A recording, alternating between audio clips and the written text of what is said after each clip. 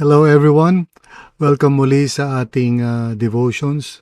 And we are now in our second day for the weekly devotions based sa sermon natin last Sunday kung saan I shared with you that everyone has a story to tell.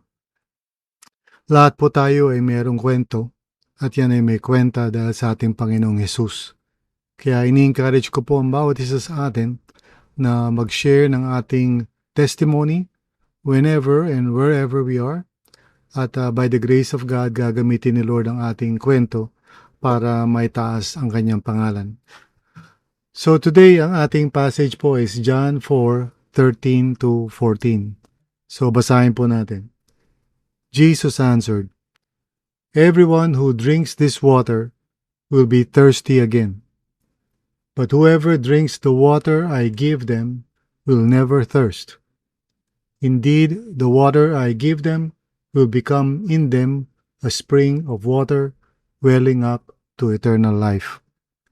So mag-pray po tayo at ating pagkatiwala sa Panginoon itong ating meditations for today. Lord, maraming salamat sa iyo, Panginoon, at muli lumalapit po kami, Lord God, to ask for your help. And Lord, alam namin na kung sa sarili lang namin ay hindi namin maintindihan o maunawaan ang salita mo. Pero thank you, Lord, na through Holy Spirit, you guide us and you help us para maintindihan namin ang Word of God. So maraming salamat po, Panginoon. Once again, we commit to you itong time na ito of meditation on your Word. Salamat, Panginoon, in Jesus' name. Amen and amen. So gaya nga na pinag-uusapan natin, we're talking about our testimony o yung ating kwento. And like I said, ito po ay may kwenta dahil sa ating Panginoong Hesus. Meron itong silbi, meron itong kinalaman sa pag-share natin ng mabuting balita. So yung ating testimony ay isang very powerful na tool para mayaya natin ang mga tao to consider the person of Jesus Christ and to believe in Him, no? Of course, it is the Lord who is at work sa buhay ng mga tao. At we do not manipulate or try to force people to believe in Jesus. We simply tell our stories and by God's grace, gagamitin ng Panginoon yung ating mga kwento para mabuksan ang puso ng mga tao. Now, ang topic natin today ay entitled na Jesus Reveals Our True Need.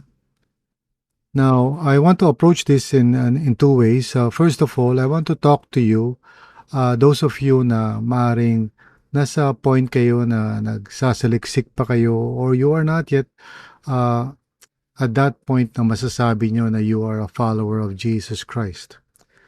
Now, first of all, I want to thank you if you're listening sa devotions na to. And I'm really grateful to God na for leading you to be open to listen to devotions like this. Para sa akin, that's a sign that the Lord is indeed working in your life. Pero to you, I want to just share a few thoughts. Dahil sabi ni Jesus sa kanyang salita, everyone who drinks this water will be thirsty again. So in other words, he's referring to the common tendency ng mga tao, and that includes everyone, even me, before I came to know the Lord, na naghahanap tayo ng iba't ibang mga paraan to alleviate our thirst. And of course, it's not yung physical thirst like tubig, but really that emptiness in our hearts that we could not fully pinpoint or identify, pero we sense it, we feel it. Kapag ang isang tao ay wala pa sa Panginoon, there is a hole in their hearts that only the Lord can fill up. So if you are searching and looking for the truth, trying to assess, for example, itong Christian faith that we have been sharing and talking about, I guess, the first thing talaga is to acknowledge that lahat na ng mga ginagawa natin o ikaw ay hindi nagdudulot ng tunay na kaginawaan o katuparan. And that is something that requires honesty, requires vulnerability to admit. Dahil sinasabi ng Panginoon na lahat ng bagay ay hindi makaka-fill up ng thirst ng isang tao. Sinabi rin niya na whoever drinks the water I give them will never thirst. Now, he's referring to salvation through faith in Jesus. He's referring to that experience of being reconciled with God and being forgiven of all our sins, receiving the Holy Spirit, and having a new life in the Lord. So sinasabi niya na ito lang ang maaaring maka-fill up ng thirst natin. Ito lang ang maaaring tugon sa ating mga tunay na pangangailangan deep down inside our hearts. So if you are searching, trying to find out whether ang Christian faith ba is the path that you need to pursue, I would like to encourage you to do so dahil dito nga matatagpuan, kay Jesus lamang matatagpuan. Hindi, of course, hindi sa religion or sa church, but kay Jesus mismo. If you put your faith in Him, you will experience life as it was really, or as it is really meant to be by God. And in fact, hindi natapos si Jesus. Sinabi pa niya na, the water I give them will become in them a spring of water welling up to eternal life. So you can picture this in your mind, Sinabi nga ni Jesus elsewhere, sabi niya, I have come that they may have life in all its fullness. So it's the same thing actually, yung sinasabi ni Lord dito. He's promising na those who would put their faith in Him would experience real life, in Christ. And so my friend, if you are seeking the truth, trying to find out kung saan ka pupunta, let me encourage you to go to Jesus. Because only Jesus can fulfill all the longings of your heart. And my prayer na even as you're listening to this devotional, that Holy Spirit would open your eyes to the truth. Siya lang talaga ang pwedeng maka-fill up ng ating thirst. At siya lang ang maaaring makatugon sa ating pangangailangan. Would you open up your heart to Him? Would you allow Him to enter and sit at the throne of your heart? Let Him be Lord and Savior of your life. Because He is the Lord and He is the Savior. Pero meron kang choice to acknowledge that, to believe in that, and to allow His reign to come into your life. So yun ang una. I want to just talk to those of you who may not yet be at that position na masasabi nyo na you are already saved, you have already found life in Jesus. So I pray na i-consider mo maigi ito at bigyan mo ng puwang sa puso mo ang katotohanan na ito. That only Jesus can give us living water. At hindi lang basta living water, but welling up like a spring, from our hearts into our lives, into our relationships, into everything else sa buhay natin. So thanks be to God. Now, on the second part, I want to talk to those who are already saved. You have already put your faith in Jesus. You have already believed in Him. And so now, pinag-uusapan natin that you have a story to tell.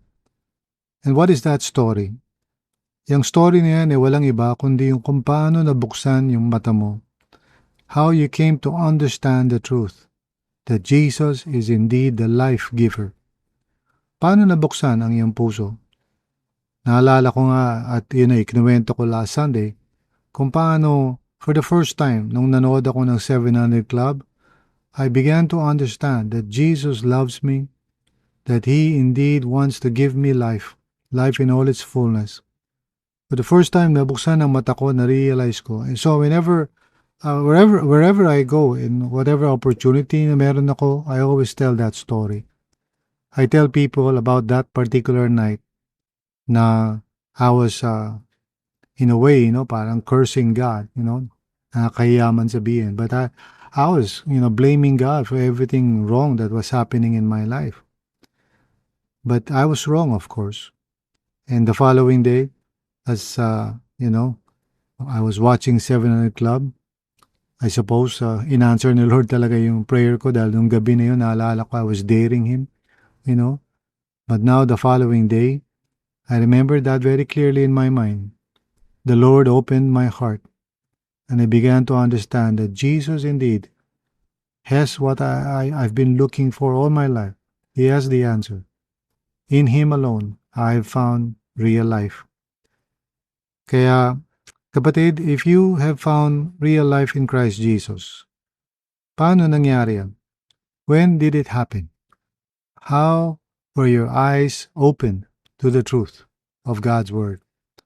Isa yan sa pinakamabisang patutuo na pwede mo ikwento sa ibang tao. And it doesn't have to be na parang perfect ka at, hindi ka na nagkakamali. You just want to tell the story na nabuksan ng iyong mata at na-realize mo na totoo nga na si Jesus ang siyang nagbibigay ng tunay na buhay. Buhay na walang hanggan. That's all. So when you're telling your story, tandaan mo, kahit na meron ka pang mga faults o meron ka pang mga bagay na wino-workout ni Lord sa iyo, just the story na nabuksan yung heart mo at na-realize mo na si Jesus ang tunay mong pag-asa at tunay mong buhay is really a powerful testimony. So go ahead, tell that story. Tell it to as many people as you can. No? Sa bawat pagkakataon na meron ka. Just share kung ano yung nangyari. First, how you encountered Jesus. And then secondly, how your eyes were opened and you began to see the truth. That indeed, si Jesus nga is the Lord of all. And we'll continue on from here at pag-uusapan natin other things for the rest of the week. But for now, let me just encourage you na first of all, if you are a seeker of truth, would you consider surrendering your life to the Lord Jesus and trusting Him? Hindi ka magsisisi, you will find real life in Him. And if you're already a saved person, a person who has come to know Jesus as your Lord, please tell your story to everyone as much as you can kasi yan ang gagamitin ng Panginoon to lead people to Himself. Ganyan ang nangyari doon sa Samaritan woman. She just told her story kung paano nabuksan ang mata niya and that's it. Yun ang ginamit ng Panginoon to lead the rest of the town of the Samaritans to believe in Jesus. So never underestimate the power of your story. Amen? So tayo po ay manalangin. Lord, maraming salamat nga po, Panginoon, for your grace and mercy sa amin. How you have worked in our lives and opened up our eyes to the truth. Salamat nga po, Panginoon. Galing nga sa iyo, Lord God, ang tunay na buhay. Ikaw ang nagbibigay ng kapayapaan, ng kapatawaran, ng kaginawaan. There is no other way that we can experience those blessings apart from trusting in Jesus and believing in you, O Lord, as our Lord and Savior. So tulungan niyo nga po kami. First of all, I pray for all those who are seeking the truth. May you touch their hearts and open their hearts to the truth that only you, Lord Jesus, can give them eternal life. For those naman na nakakilala na sa iyo, Panginoon, may you give each one the courage to just tell their story kung paano nabuksan ang mata nila at nakaranas sila ng tunay na buhay na walang hanggan sa pamamagitan mo, Panginoon. So Lord, maraming salamat po muli. Thank you, Lord. We praise you. Salamat, O God. In Jesus' name. Amen and amen. So thank you, kapatid. Thank you for listening, my friend. I don't know who's listening right now, but by God's grace, maraming salamat, and I pray na itong mga devotions na ito ay nakakatulong. And would you please share it with others if you can. Share nyo lang po sa iba para others can also have the opportunity to hear the Word of God and maybe, just maybe, the Lord will use it to turn their hearts from darkness to light. Dahil ang Panginoon lang ang pwede makagawa nito. So maraming salamat muli. God bless you. In Jesus' name. Amen.